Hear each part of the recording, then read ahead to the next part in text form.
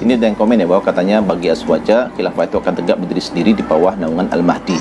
Ini kalau mau diperjelas ya, bahwa sebenarnya sikap orang semacam ini ingin mengatakan bahwa umat Islam tidak perlu berjuang, tidak perlu berdakwah untuk menegakkan khilafah, cukup menunggu Al-Mahdi saja, nanti tiba-tiba Al-Mahdi akan menegakkan khilafah sendirian. Nah, pendapat semacam ini jelas kesalahannya. Yang pertama, bahwa dalam hadis Nabi disebutkan dengan jelas bahwa Al-Mahdi muncul di baiat itu setelah wafatnya seorang khalifah sebelumnya.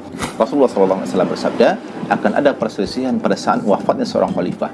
Maka keluarlah seorang laki-laki dari Bani Hashim menuju Makkah, kemudian mereka membaiat laki-laki itu, yaitu Al-Mahdi, di antara Rukun Yamani dan Maqam Ibrahim.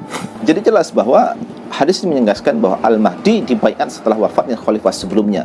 Maka aneh orang mengatakan kita menunggu Al-Mahdi saja, padahal sebetulnya Al-Mahdi lah yang menunggu kita untuk menegakkan khilafah.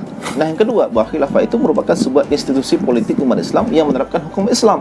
Jadi hukum-hukum Islam seperti hudud, jinayat, futuhat dan sebagainya tidak bisa terlaksana tanpa adanya khilafah.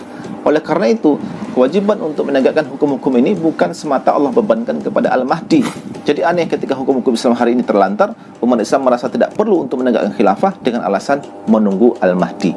Nah, yang ketiga, andai betul ya bahwa Al-Mahdi akan menegakkan khilafah, itu pun bukan berarti bahwa umat Islam hari ini berdiam diri saja tidak berjuang untuk menegakkan khilafah itu.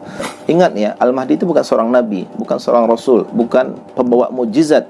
Rasulullah SAW saja ya, beliau seorang nabi, seorang rasul, membawa mukjizat yang banyak ya untuk umat manusia, tapi tidak serta-merta beliau berjuang sendirian ya, tidak serta-merta beliau kemudian tiba-tiba diakui oleh orang-orang Makkah waktu itu beliau seorang nabi yang harus diikuti.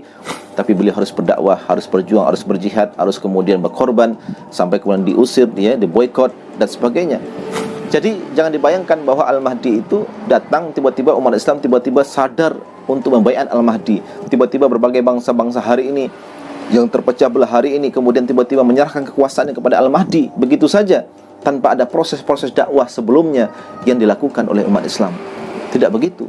Bahkan saya khawatirkan ini ya, bahwa orang-orang semacam ini sebenarnya orang-orang yang malas berjuang untuk menegakkan khilafah, lalu beralasan menunggu Al-Mahdi. Dan yang paling mengkhawatirkan, di saat nanti Al-Mahdi muncul di baiat, malah orang-orang semacam ini malah yang pertama menolak keabsahan Khalifah Al-Mahdi dengan alasan karena Al-Mahdi di baiatnya di Saudi, sementara dia hari ini mengatakan negerinya harga mati.